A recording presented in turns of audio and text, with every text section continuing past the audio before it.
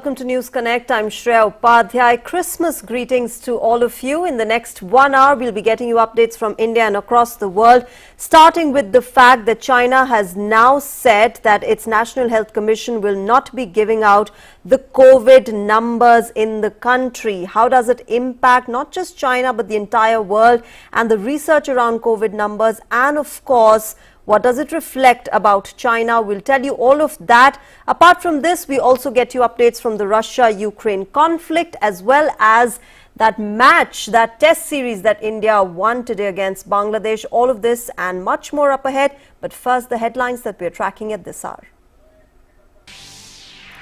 In the 96th edition of Mann Ki Baat, Prime Minister Narendra Modi makes the clarion call to make India's G20 presidency a people's movement. Also urges citizens to take precautions against coronavirus by wearing masks and washing hands. Wishes the country on the occasion of Christmas and the upcoming New Year. Today is the birth anniversary of former Prime Minister Atal Bihari Vajpayee. President Draupadi Murmu, Vice President and Prime Minister pay their homage at the former PM Samadhi. Atalji's birth anniversary is being celebrated across the country as Good Governance Day.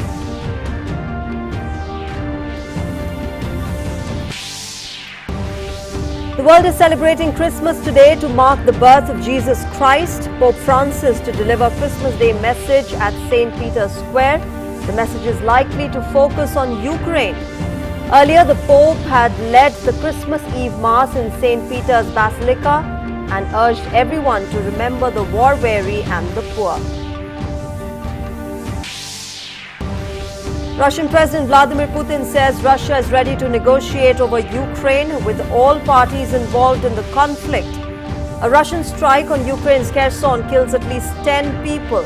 Meanwhile, in a defiant message, Ukrainian President Volodymyr Zelensky says the country will not wait for a miracle because Ukrainians will create their own miracle this Christmas by showing they remain unbowed despite Russian attacks.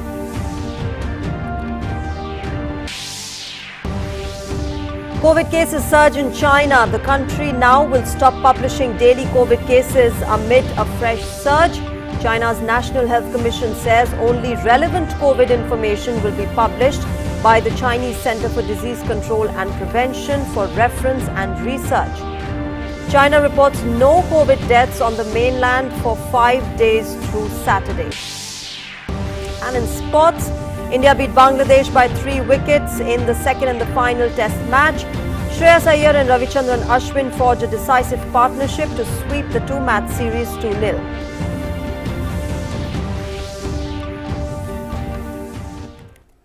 All right, let's begin with our top story. Prime Minister Narendra Modi shared his views in the 96th episode of the Mann Ki Baat. In the last episode of this year, Prime Minister Modi recounted the tremendous growth that the country witnessed during this year.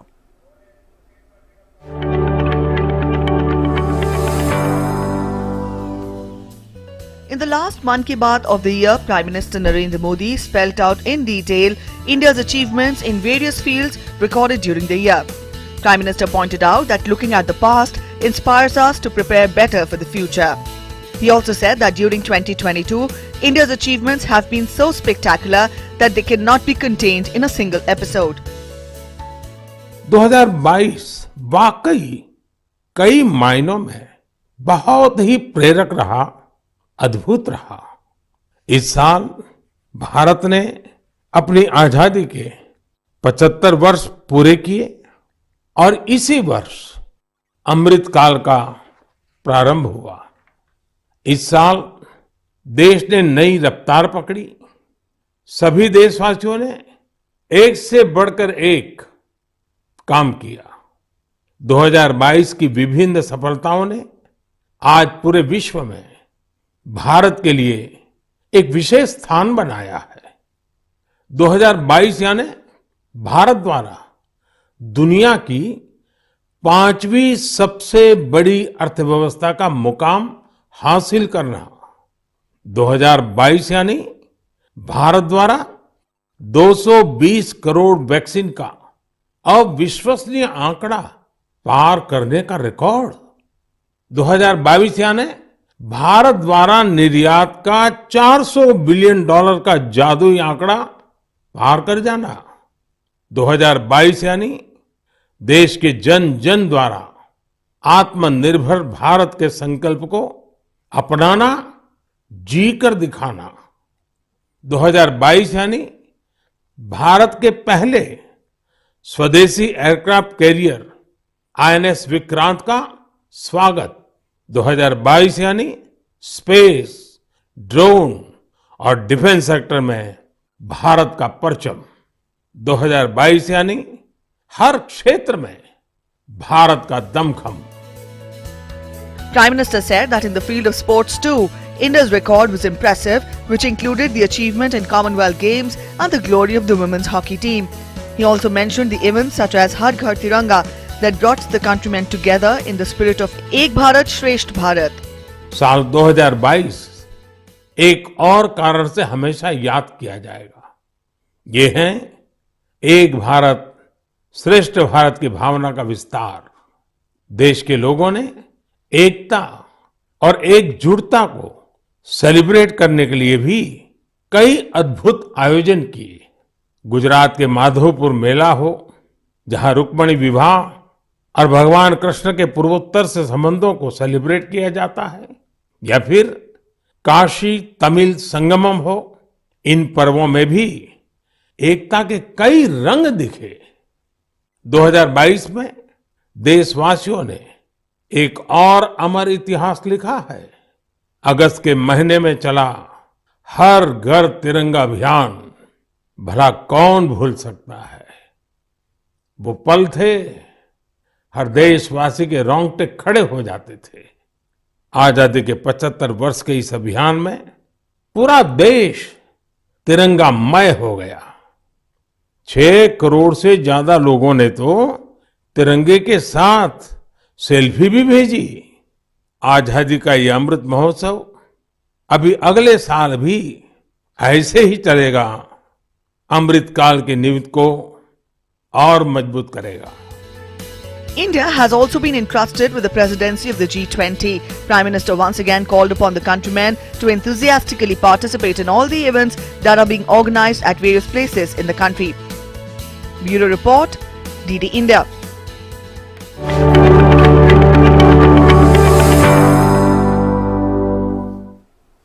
Well, Prime Minister Narendra Modi specially highlighted the need for evidence-based research in the Indian medical system such as yoga and Ayurveda.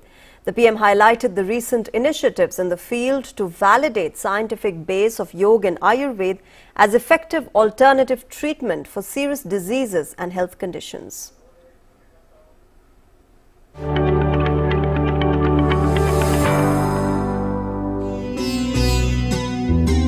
Prime Minister said that since ages, the Indian systems of medicine such as yoga and Ayurveda lacked evidence-based research, though they have always been highly effective. He said that now the situation is changing. आप सभी ने मुंबई के Tata memorial centre के बारे में जरूर सुना होगा। इस संस्थान ने रिसर्च, इनोवेशन और कैंसर केयर में बहुत नाम कमाया है। इस सेंटर द्वारा की गई एक इंटेंसिव रिसर्च में सामने आया है कि ब्रेस्ट कैंसर के मरीजों के लिए योग बहुत ज्यादा असरकारी है। टाटा मेमोरियल सेंटर ने अपनी रिसर्च के नतीजों को अमेरिका में हुई बहुत ही प्रतिष्ठित ब्रेस्ट कैंसर कॉन्फ्रेंस में प्रस्तुत किया है। इन नतीजों ने दुनिया के बड़े बड़े एक्सपर्ट्स का ध्यान अपनी तरफ खींचा है, क्योंकि टाटा मेमोरियल सेंटर ने एविडेंस के साथ बताया है कि कैसे मरीजों को योग से लाभ हुआ है। Prime Minister said that more evidence-based researchers in the field of Indian medical system will make them more acceptable globally. He said that government is making all efforts to encourage institutions and individuals in this direction. Delhi के AIIMS में भी एक प्रयास किया जा रहा है। यह हमारी पारंपरिक चिकित्सा पद्धतियों को वैलिडेट करने के लिए 6 साल पहले centre for integrative medicine and research की स्थापना की गई। इसमें लेटेस्ट मॉडर्न टेक्निक्स और रिसर्च मेथड्स का उपयोग किया जाता है। With rising cases of COVID in several parts of the world, Prime Minister renewed his appeal to the people to wear masks and adopt COVID-appropriate behavior. Bureau Report, DD India.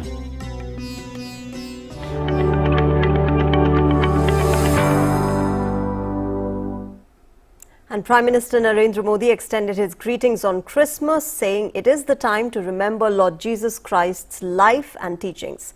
The PM also remembered former Prime Minister Atal Bihari Vajpayee on his birth anniversary today. आज दुनिया भर में धूमधाम से Christmas का त्योहार भी मनाया जा रहा है।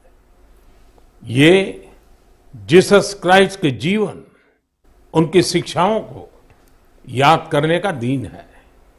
मैं आप सभी को क्रिसमस की ढेर सारी शुभकामनाएं देता हूं। साथियों, आज हम सभी के श्रद्धेय अटल बिहारी वाजपेयी जी का जन्मदिन भी है। वे एक महान राजनेता थे, जिन्होंने देश को असाधारण नेतृत्व दिया। हर भारतवासी के हृदय में उनके लिए एक खास स्थान है। Now, on the 98th birth anniversary of the former Prime Minister Atal Bihari Vajpayee, India is celebrating Good Governance Day today. Born in 1924 in Madhya Pradesh's Gwalior, Vajpayee ji was popularly known as the man of the masses. President Draupadi Murmu, Vice President Jagdeep Dhankar and Prime Minister Narendra Modi paid floral tributes at Sadaiv Atal on the former Prime Minister's birth anniversary today.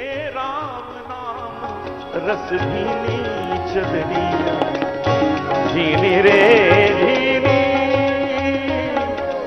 के राम नाम रस झीनी चदरिया झीनी रे झीनी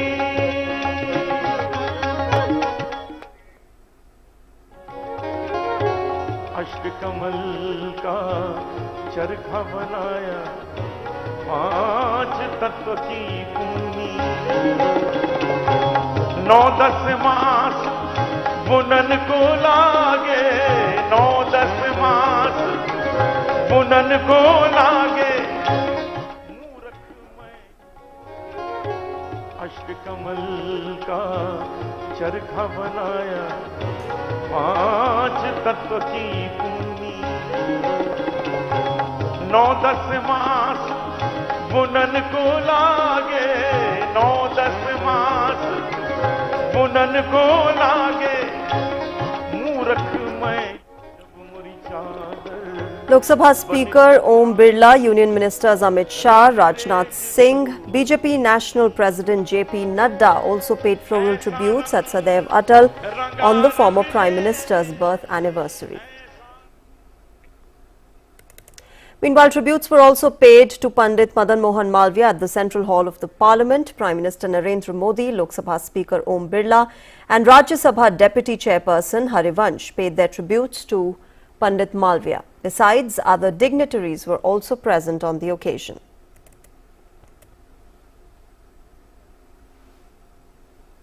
All right, moving on to international updates now. China's National Health Commission, which for the past 3 years or so has published daily COVID-19 case figures for the country, said it will no longer release such data from Sunday, that's today. The Commission in a statement said that relevant COVID information will be published by the Chinese Center for Disease Control and Prevention for reference and research. The agency's halt to reporting daily infection and death totals comes as concerns grow around the lack of vital information since Beijing made sweeping changes to a zero-COVID policy that had put hundreds of millions of its citizens under relentless lockdowns and battered the world's second-largest economy. Despite the record surge of infections, the NHC had reported no COVID deaths nationwide for 4 consecutive days before halting the data release. China narrowed its definition for reporting COVID deaths, counting only those from COVID-caused pneumonia or respiratory failure, raising eyebrows among World Health experts. The World Health Organization has received no data from China on new COVID hospitalizations since Beijing eased its restrictions. The organization says the data gap might be due to the authorities struggling to tally cases in the world's most populous country.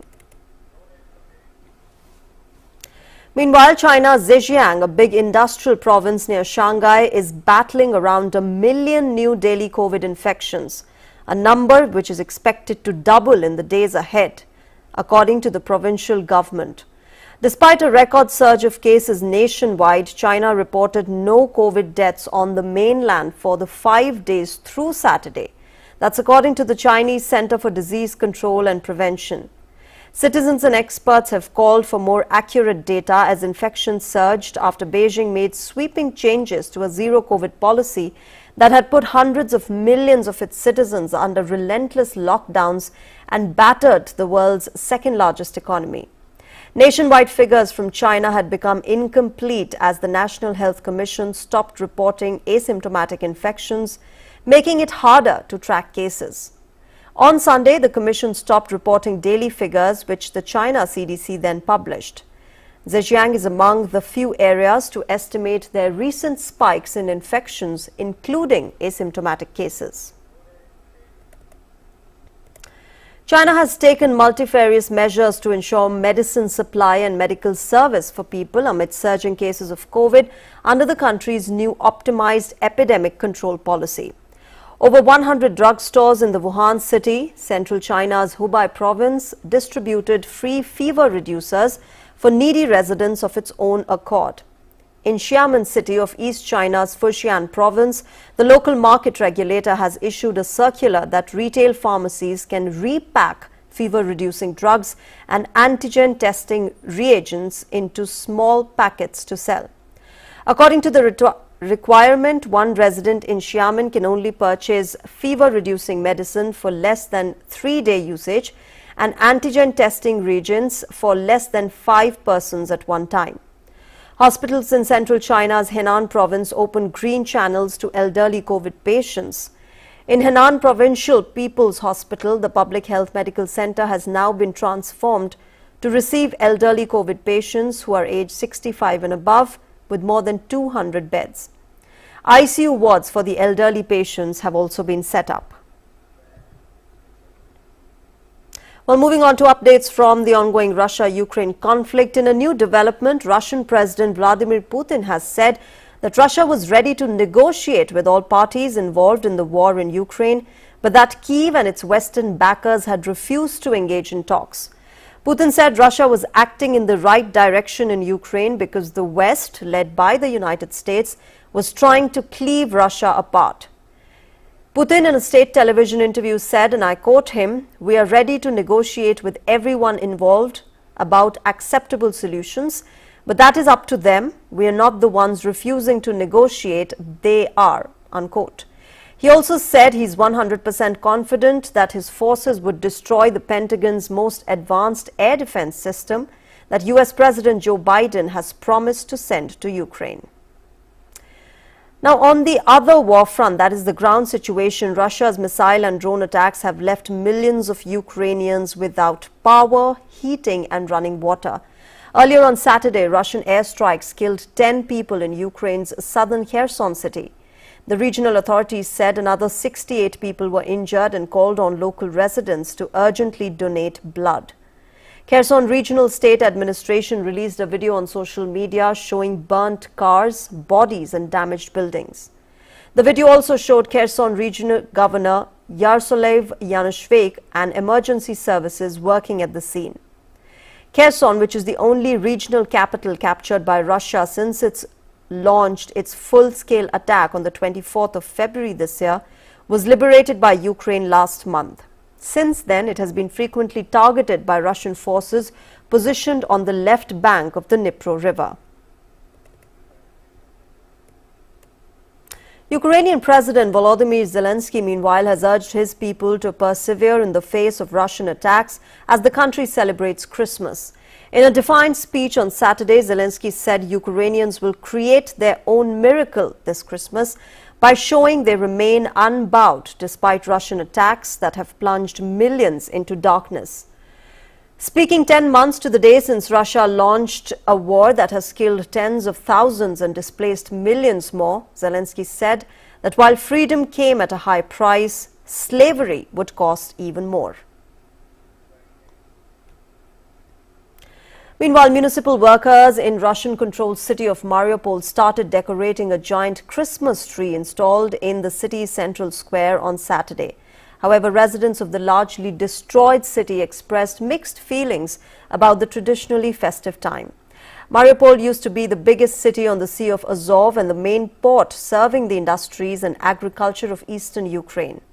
It held out for more than 2 months against Russian assaults, which left most of its buildings in ruins. The struggle for this once bustling city of 4.3 lakh left it pulverized and with an estimated population in tens of thousands.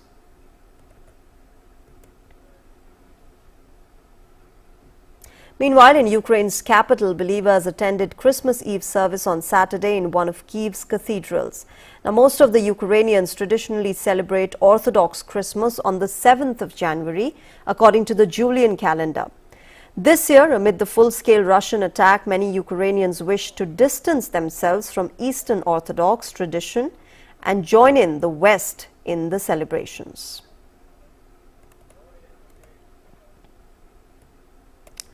Meanwhile, relatives and supporters of the Ukrainian prisoners of war from the Azov regiment staged a performance in central Kyiv Square on Saturday, demanding the release of the Azov fighters who are still in Russian captivity.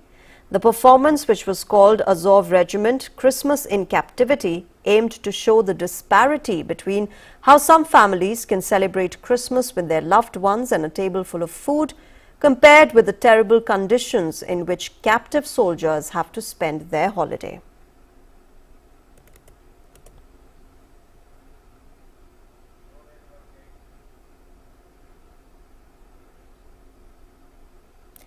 In Bakhmut, meanwhile, Ukrainian servicemen decorated a Christmas tree on positions on Saturday as loud explosions were heard in a distance. The servicemen said the holiday should remain a holiday no matter the circumstances. Bakhmut, with a population of 80,000 people before the Russian attack in February, has become a symbol of the grinding warfare playing out along much of the eastern front, where enemy positions have rarely budged more than a few hundred meters in the recent weeks.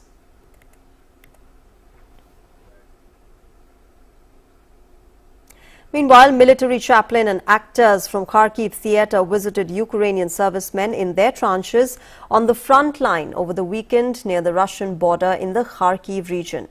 Chaplain Father Alexander blessed the servicemen and congratulated them with traditional Christian message, which is, "The God is born, glorify Him." Kharkiv actors entertained the soldiers with traditional Ukrainian songs, carols and theatrical performances.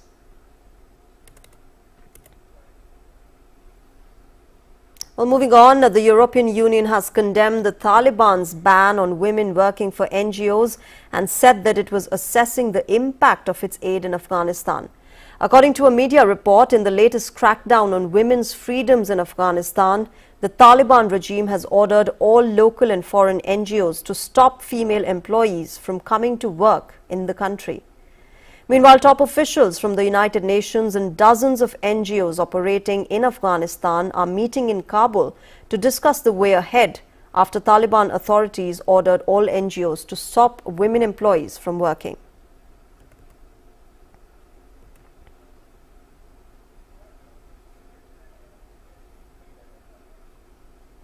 Earlier, the Taliban-run administration ordered all local and foreign NGOs in Afghanistan to stop female employees from coming to work. A letter issued by the Economy Ministry said the female employees would not be allowed to work until further notice because some had not adhered to the Islamic dress code. The order threatened to suspend the operating licenses of NGOs that failed to implement the directive. The latest restriction comes less than a week after the Taliban authorities banned women from attending universities, prompting global outrage and protests. Now, the move has sparked international outrage, with US Secretary of State Antony Blinken saying he was deeply concerned, adding that it will disrupt vital and life-saving assistance to millions and could be devastating for Afghanistan.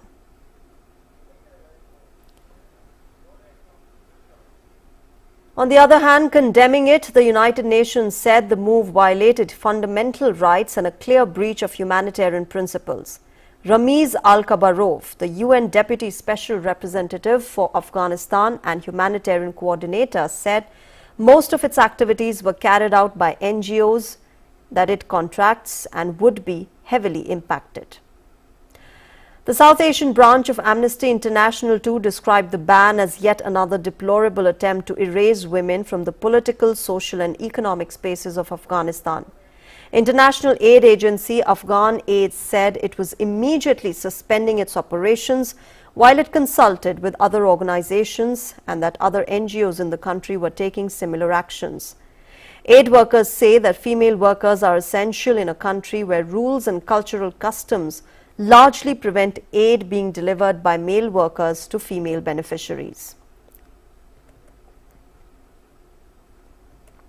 Now, a ban on women attending Afghan universities earlier this week met with similar criticism. It triggered protests, including in Herat on Saturday. The Taliban fired a water cannon at students protesting in the western city. Female university students were turned away from campuses on Wednesday as their access would be suspended until further notice. The move prompted strong condemnation from foreign governments and criticism from some Afghans, sparking protests in Afghan cities. Afghanistan's Taliban-run administration said on Thursday it had closed universities to women partly due to female students not adhering to its interpretation of the Islamic dress code in a decision that was condemned globally.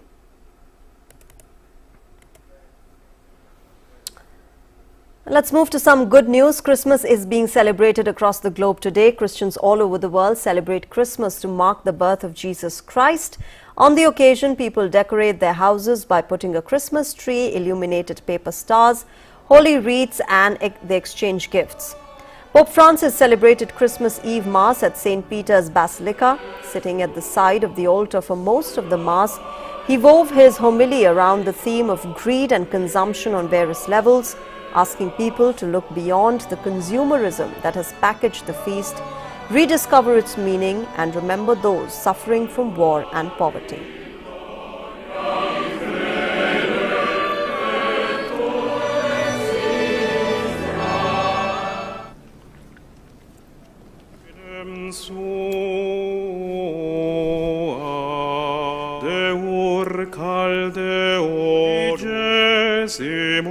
Presu populi Israel delis profetia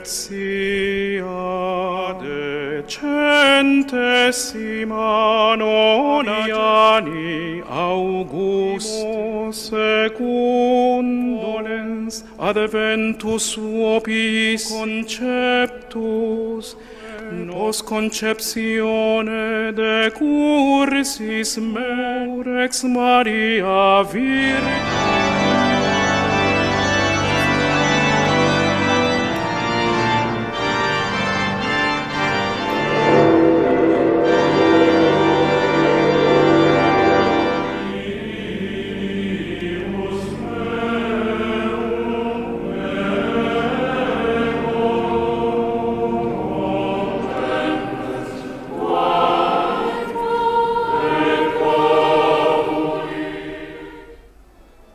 Now, Pope Francis on Saturday led the world's Catholics into Christmas, saying in an apparent reference to the war in Ukraine and other conflicts that the level of greed and hunger for power was such that some wanted to consume even their neighbors.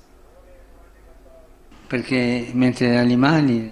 animals feed in their stalls, men and women in our world, in their hunger for wealth and power, consume even their neighbors, their brothers and sisters. How many wars and in how many places? Even today, are human dignity and freedom treated with contempt? As always, the principal victims of this human greed are the weak and vulnerable. The Christmas too, as in the case of Jesus, a world ravenous for money, power and pleasure doesn't make room for the little ones. For so many unborn, poor and forgotten children, I think above all of the children devoured by war, poverty and injustice. Worshippers packed a Christmas midnight mass service in the West Bank town of Bethlehem, which is referred as the traditional birthplace of Jesus. Latin Patriarch of Jerusalem led the service in the town. Palestinian President Mahmoud Abbas was among those who sat in the church pews for the ceremony, which included a choir singing hymns.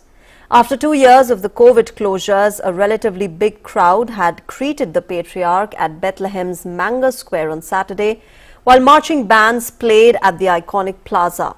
However, the numbers are still a far cry from the 3.5 million visitors who came to Bethlehem in the winter of 2019, just before the pandemic.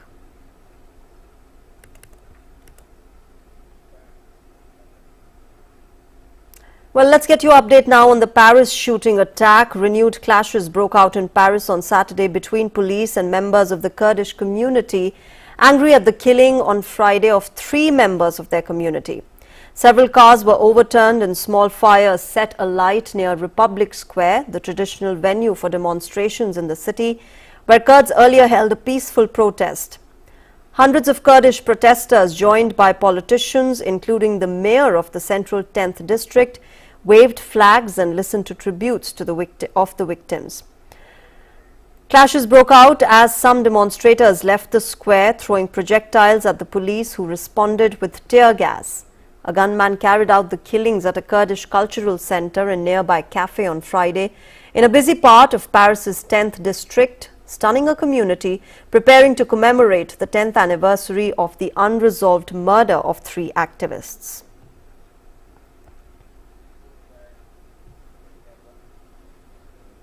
And after that, updates on the weather across the globe. The Arctic blast and the winter storm that tore down the power lines across the United States left more than 3,15,000 homes and businesses without electricity and at least 22 people killed. All kinds of transportation, planes, trains and vehicles were disrupted due to the storm this holiday weekend, closing hundreds of miles of road and air travel cancellations. As bone-chilling air continues to grip the U.S., the storm still pummels parts of upper Midwest and interior Northeast with heavy snow and blizzard conditions.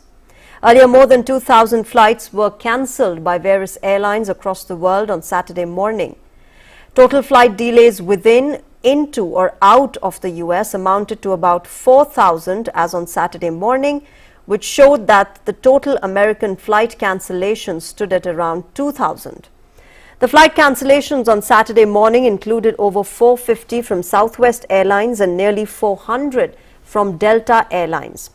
The flight disruptions came as an Arctic blast gripped much of the United States on Saturday, causing power outages and car wrecks.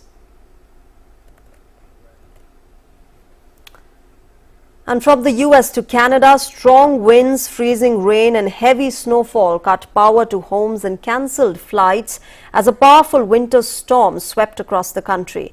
Although weather warnings issued by Environment Canada remained in effect for much of Ontario on Saturday, including Toronto and Ottawa, meteorologists say that conditions are expected to continue changing as temperatures rise and bring heavy rainfall throughout Saturday and today.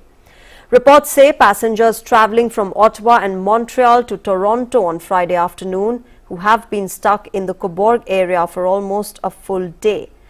9 trains became trapped in the area after sustaining damage from falling trees, while another 7 trains were forced to be cancelled altogether. Some passengers who have been stuck on the trains for nearly a full day said they're finally moving toward their destinations as on 1:30 p.m. on Saturday, after being picked up by rescue trains from Toronto. Now, the Arctic blast and the snowstorm that wreaked havoc on U.S. airline traffic this week could not prevent Santa Claus from making his annual Christmas Eve flight. U.S. military officials worked round the clock to provide images and updates on the legendary figure's worldwide journey, along with its main task of monitoring air defenses and issuing aerospace and maritime warnings. On the 24th of December each year, North American Aerospace Defense Command, or the NORAD, conducts one of its most important missions, that is, tracking Santa as he delivers presents to children around the world. The Santa tracker tradition originated from a 1955 misprint in a Colorado Springs newspaper of the telephone number of a department store for children to call and speak with Santa.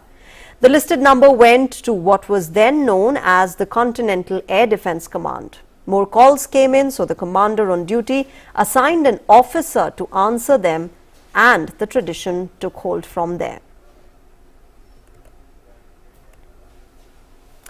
Moving to Iran, a blanket of white enveloped the capital Tehran on Saturday as it received the season's first snowfall. People could be seen playing in the snow, and they built a snowman as white flakes fell over the city, covering trees, roads and buildings. Tehran is located at the foothills of the Alborz mountain range, home to several ski resorts. Snow often falls on the capital in winter, but usually involves light falls over most of the city that becomes heavier in higher northern suburbs.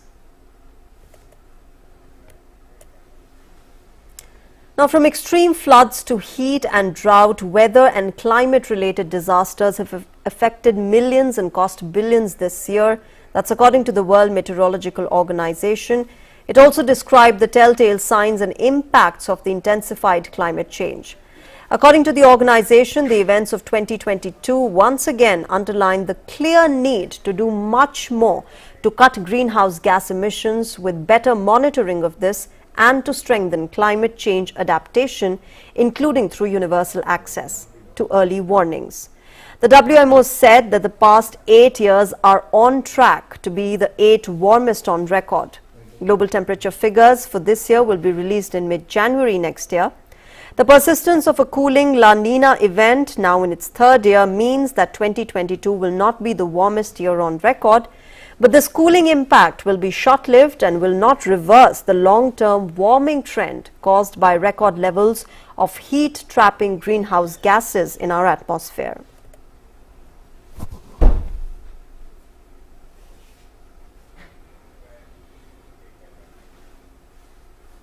In some other news, the International Monetary Fund has shared a list of prerequisite actions with Pakistani authorities for moves towards implementing them in the next 3 weeks if they're keen to revive the stalled loan program. According to a report, the IMF has conveyed to Pakistani authorities that the time has come to take all required actions. To pave the way for a staff-level agreement and release of $1 billion tranche under the extended fund facility, a time frame of 2 to 3 weeks has been given for implementing all the required actions. Finance Minister Ishaq Dar is expected to hold consultations for evolving consensus on the required actions to be taken in the coming few weeks for the revival of the IMF program. The EEF is a facility offered by the IMF where a country can borrow money for addressing its structural and economic problems. Mikey Hoti, whose parents are from India, has been unanimously elected as the mayor of the Lodi city in Northern California, becoming the first Sikh to hold the top position in the city's history. Hoti was nominated by newly elected councilwoman Lisa Craig, who won the election to Mayor Mark Chandler's seat in November and was unanimously selected the vice mayor. Now, he represents the council's 5th district and served as the vice mayor this past year under Mayor Chandler, who announced last summer that he would not seek re-election. His family was also instrumental in founding the Sikh temple on Armstrong Road. Hoti said that growing up in the city was a challenge, especially post 9/11, when many Muslims and Sikhs experienced unfair harassment. A US court has ruled that Marine Corps cannot deny entry to Sikhs sporting a beard and wearing a turban in a major victory for 3 recruits from the community who can now join the elite unit's basic training without having to forfeit their religious beliefs. The trio of recruits, Akash Singh, Jaskirat Singh and Milap Singh Chahal, had sought an exemption from a Marine's grooming rule requiring them to shave their beards, with the men arguing it was their expression of commitment to their religious faith. The Marine Corps told 3 Sikh men that they could serve only if they shaved before going through basic training. They appealed to the US Court of Appeals for the DC Circuit in September after a lower court judge denied their request for a preliminary injunction that would have allowed them to enter basic training with their articles of faith.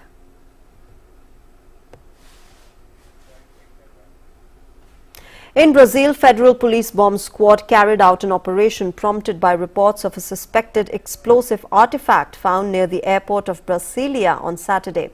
Flavio Dino, who will soon begin his position as part of the president-elect Luiz Inácio Lula da Silva's government, said on Twitter that Lula's transition team was following the incident. Lula da Silva will be sworn in as president on the 1st of January. Expert examinations of the artifact and investigations are currently being carried out by the civil police of the federal district.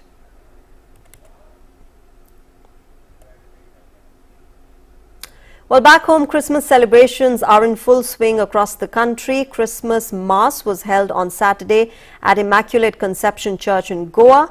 Christmas Mass was also held in Mumbai's church, and various churches in Karnataka and Delhi also witnessed the Mass prayers on the eve of the festival. People thronged to the nearby markets to buy gifts for their loved ones.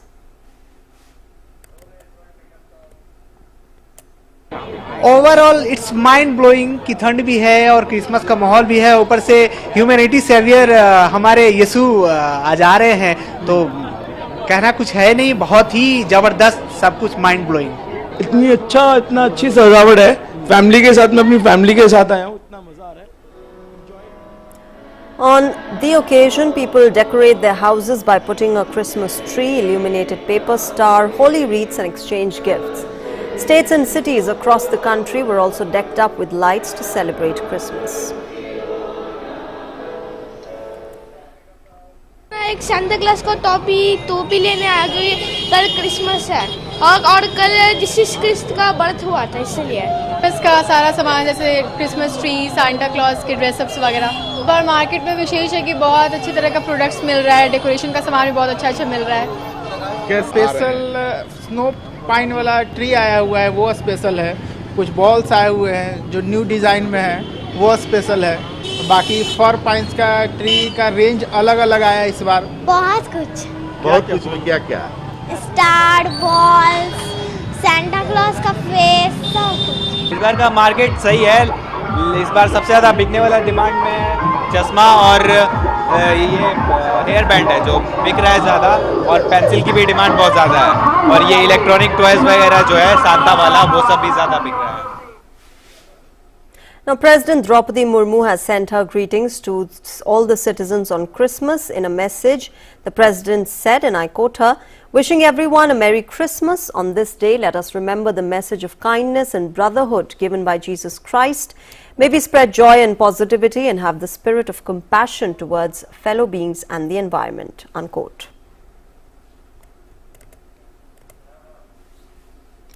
Meanwhile, Vice President Jagdeep Dhankar also greeted people on Christmas. In his message, the Vice President said, and I quote him, "Merry Christmas. Lord Jesus Christ's life was a message of love, empathy and kindness that makes our life virtuous, brings tolerance and harmony in society and leads to lasting peace in the world. Let us strive to build that beautiful world. May this festival bring peace and joy to all." Unquote.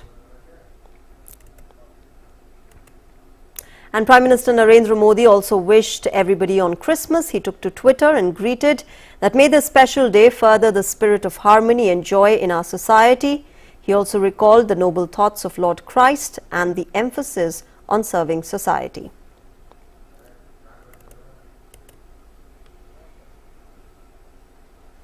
All right, let's get to sports now. A dogged 71-run stand between Shreyas Iyer and Ravichandran Ashwin came to India's rescue as the visitors fought back from a hopeless situation to pull off a 3-wicket win over Bangladesh in the second and final test and clinch the series 2-0 in Dhaka on Sunday. With India at 74 for 7, chasing 145, Bangladesh were on course for their first ever test win against their formidable neighbours before Iyer and Ashwin denied them with an unbeaten 71-run standoff, 105 balls. Off-spinner Mehdi Hassan Miraz gave his all on way to a 5-wicket haul, but it did not prove to be enough. The come-from-behind win meant India wrapped up the series 2-0 to strengthen their chances of a second straight final appearance in the World Test Championship. Bangladesh spinners, meanwhile, were all over the Indians after the start of the play on Sunday, resuming the innings at 45 for 4. India lost Jaydev Unadkat in the second over of the day, and despite the win, India have a lot of thinking to do going into the home series against Australia. The form of the top order is a big concern. All right, let's get more on this. I'm joined by Narayan Singh, my colleague, for more on this victory that India has had today. Narayan, you know, it is a very Merry Christmas for all of us Indians today with that win that India had in this series. But really, this was a win that nobody expected. In fact, I don't think even the team was expecting it, considering the fact that they were written off and the kind of performance that we have seen over the past few days. What really you know, do you make of this win today that India has had? Shreya, if you talk about this match, the most important thing is that the India ended this year of the test series, their test series cycle on a positive note, that winning a crucial match against Bangladesh, considering the fact that this match is a part of the World Test Championship cycle, and because of that the win is very important. At one point of time it was looking like that it could be anybody's match, considering the fact that India was 74 for 7, and after that India still needing 71 runs to win the match. If you take a look, the World Test Championship cycle, India now need to play a home test series against Australia, and right now India is at the second place with around 58.93% of points, and Australia is at the top with 76.92 points. So because Australia is at the top and the margin is huge, because of that Australia in all likelihood will play the final of the World Test Championship, and right now their series against South Africa is underway, which is a 3-match series, and Australia already won the first match and 2 match are remains there. And in February and March, Australia will travel to India for a 4-match series, and if Australia wins that series against South Africa with a margin of 3-0, and after that if against India, if they are whitewashed, it doesn't matter, still Australia will qualify for the final of the World Test Championship. But for India, they are at the second place, and with this win they strengthen their spot at the second with this fantastic win. And now if India will play against Australia at the home condition, they need to win at least 3 test matches and 1 match should end in draw. Because of that, in that context, this is going to be a very important series, very important win for India here in Dhaka.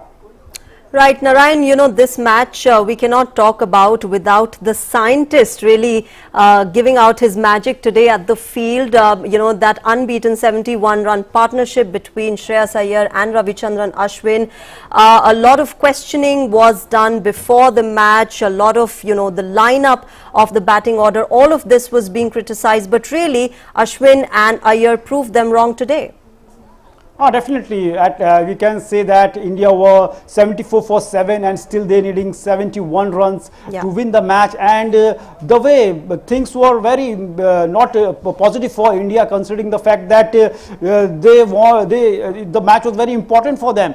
And after that, the way Shreyas Iyer and R. Ashwin handled the pressure, that is commendable. If you take a look at the Ashwin, he always, when he is in pressure, the pressure always brings the best out of him, and he also helped the player who is playing with them to get best out of them. And the way he was also got a lifeline when he was playing at one in the bowling of the Mehdi Hasan Miraj, but he was dropped by the Monimal Haq, and that was the crucial juncture of the match. Otherwise the result would have been gone to the anyway. But the way they came and cooled and played the match very in a positive positive manner, and the way Shreyas Iyer giving a full defensive play of cricket, playing and if Ashwin playing a low stance cricket, that helped them. And considering the fact that down the order there was no batting for them, and the way they handled the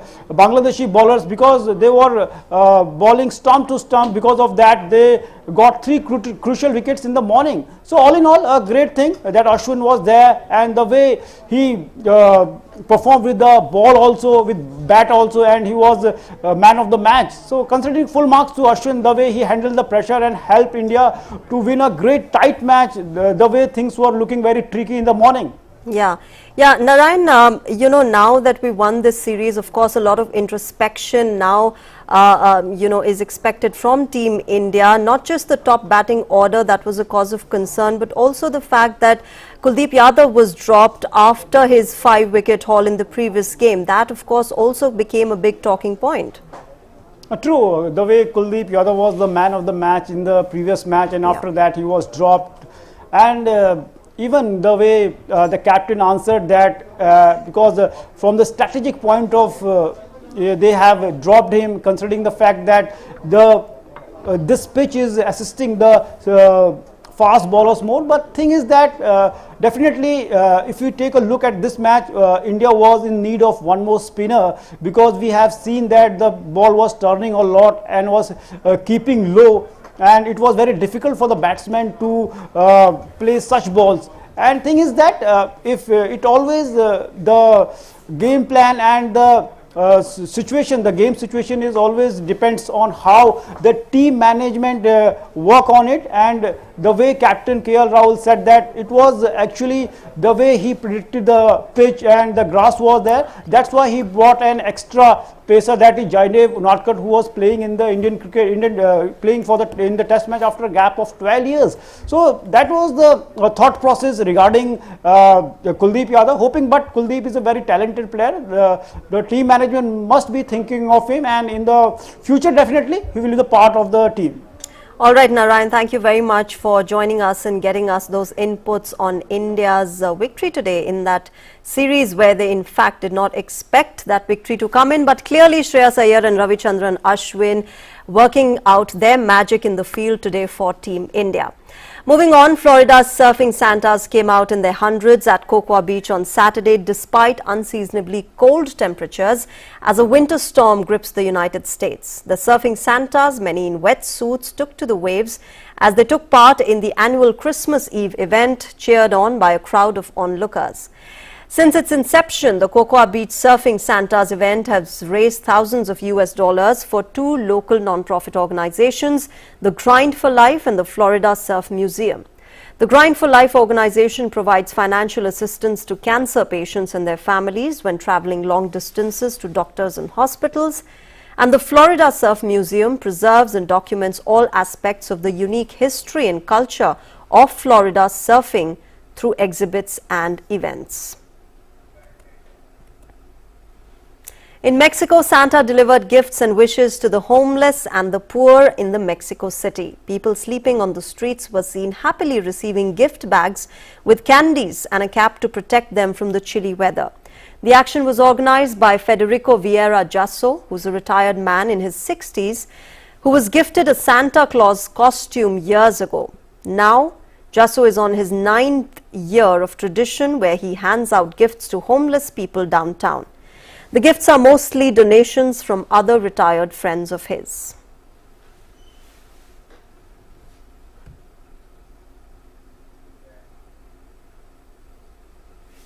And with that, it's a wrap in News Connect, but news and updates will continue on DD India. Thank you very much for joining us right now. Bye-bye.